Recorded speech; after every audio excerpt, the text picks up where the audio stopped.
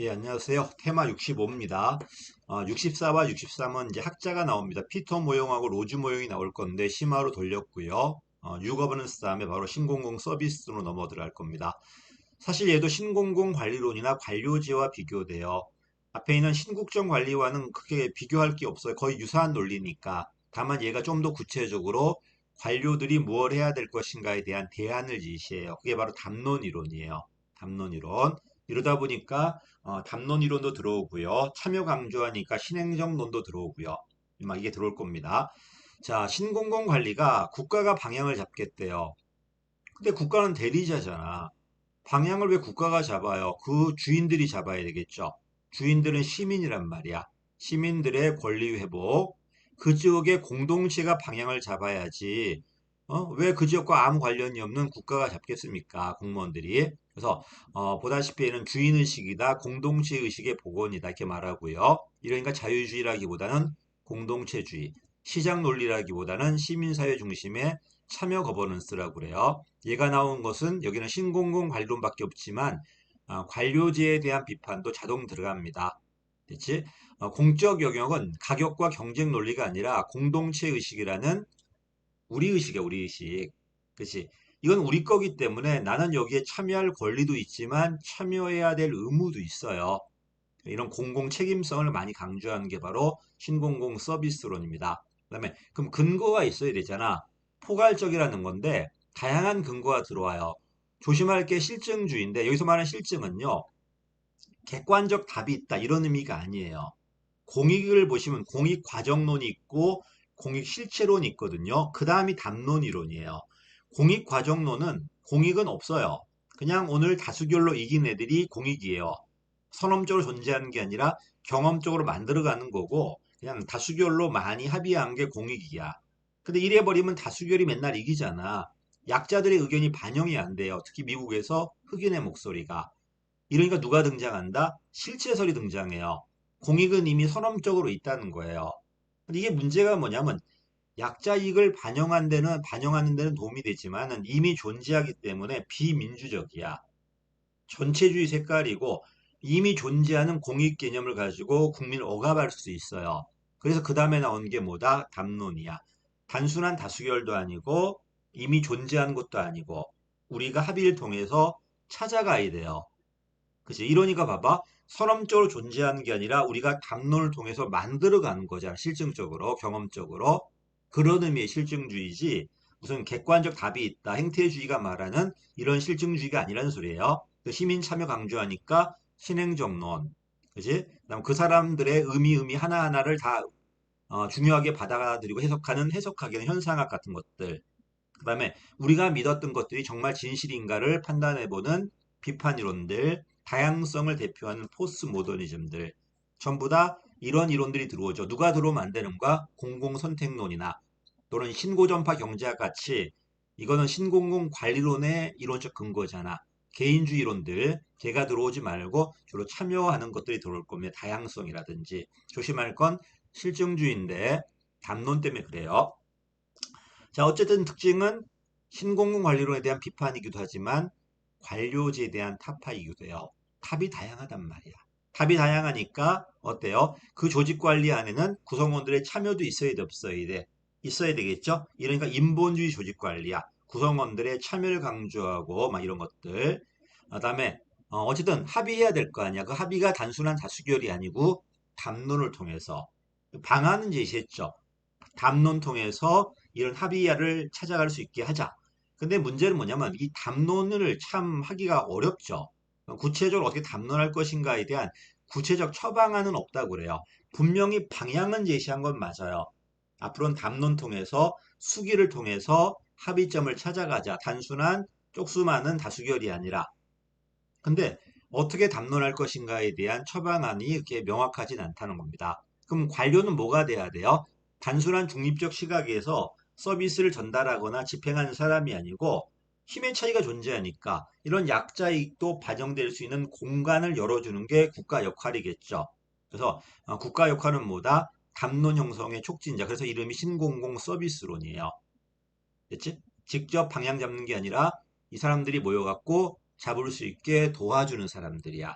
이제 근데 힘의 차이가 있다 보니까 능동적으로 조정을 해줘야 돼요. 어쨌든 방향은 제시한 거야. 근데 어떻게 담론할 것인가에 대한 합의점을 찾을 것인가에 대한 처방안은 사실 좀 없다고 봐야 되겠죠. 되게 어려운 이론이잖아, 지금. 자, 신공공관리론의 정부 재창조론 미국식인데 그 친구들이 오스본 게블러인데 10가지 원칙을 제시해요. 거기에 대한 대안으로 여긴 7가지 원칙을 제시합니다. 국가는 돈을 내는 고객이 아니라 주인들에게 봉사해야 돼요. 고객이 아니라 시민에게.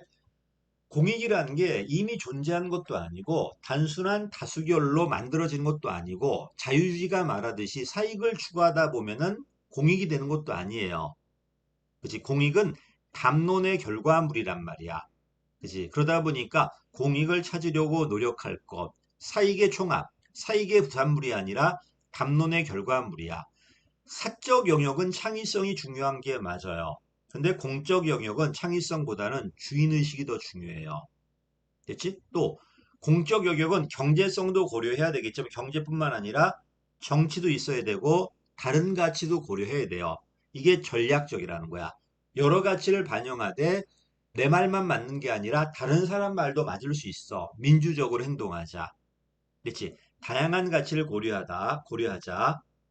이제 국가 운영이고 공적 운영이니까 효율성도 봐야 되고 형평성도 봐야 되고 다 고려해야 돼요. 그리고 내 말만 맞는 게 아니라 타인도 만들 수 있어. 그러니까 담론이 돼야 되겠지 이렇게. 그러니까 전략적으로 생각하고 민주적으로 행동하자 이런 말도 있었고요.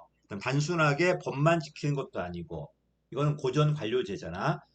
단순하게 성과만 내는 게 신공공 관리론이라면 얘는 법도 지켜야 되고 성과도 내야 되고 공동체 가치도 있고 직업 전문성도 있고 그래서 다양한 책임성이 있다는 겁니다. 갑자기 하기 싫어졌죠, 이제. 그 다음에 국가 역할은 직접 방향 잡는 게 아니라 이런 고객들이 주인들이 모여서 방향을 잡을 수 있게 도와주는 것. 그치? 방향 잡기보다는 봉사할 것, 방향 잡을 수 있게 성과가 중요한 게 아니라 이 구성원들, 공동체 구성원들의 의사가 하나하나 반영될 수 있는 공간을 열어주는 게 바로 국가 역할이야. 생산성이 아니라 사람의 가치를 받아들일 것. 우리가 촛불 들고 나간 이유가 뭔데요?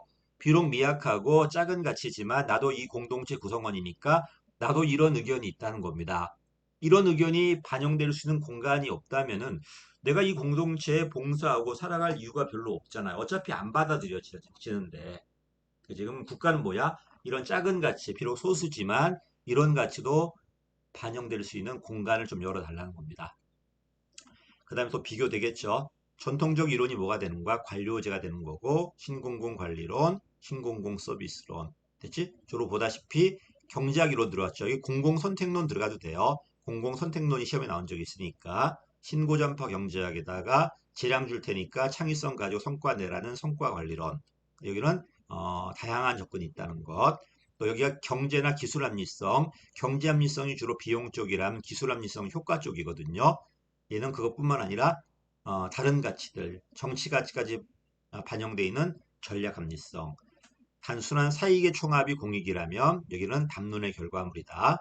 고객한테 봉사한다. 시민에게 반응해라. 방향을 정부가 잡는다. 얘는 시민들이 공동체 이분들이 모여서 잡을 수 있게 도와줘라. 맞죠? 시장 성과만 강조한다면 다양한 책임성이 있다는 거고요. 그 다음에 얘가 기억나죠? 총량으로 재량 줄 테니까 성과 내느라. 재량 준다는 게 재량권이 유보됐다는 거야. 그치? 분권 조직이고 여기 협동 조직이고요. 재미있는 게 창의성이고 사회봉사 욕구고요. 이것뿐만 아니라 이쪽도 외워놔야 돼요.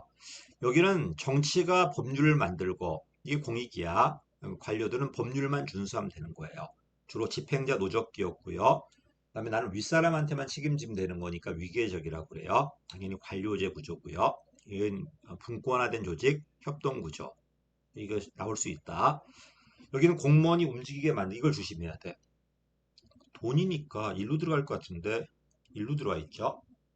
보수와 편익, 신분보장이 이걸 좀 조심해야 돼요. 그래서 여기가 보수와 편익, 신분보장이고 이쪽은 기업가 정신 창의성이고 이게 사회봉사 욕구다. 그렇게 좀 잡아두십시오. 여기까지 신공공 서비스론이고 아주 중요한 이론이고 여기까지가 마지막이었는데 이제 하나 더 들어와서 공공가치론이 들어왔어요. 이건 심화 때 할 겁니다. 이제 남은 건 이제 포스 모더니즘하고 이제 카오스 이론 같은 것들 전부 다 관료제에 대한 대안 이론들이 좀 남았습니다. 여기까지 하겠습니다. 감사합니다.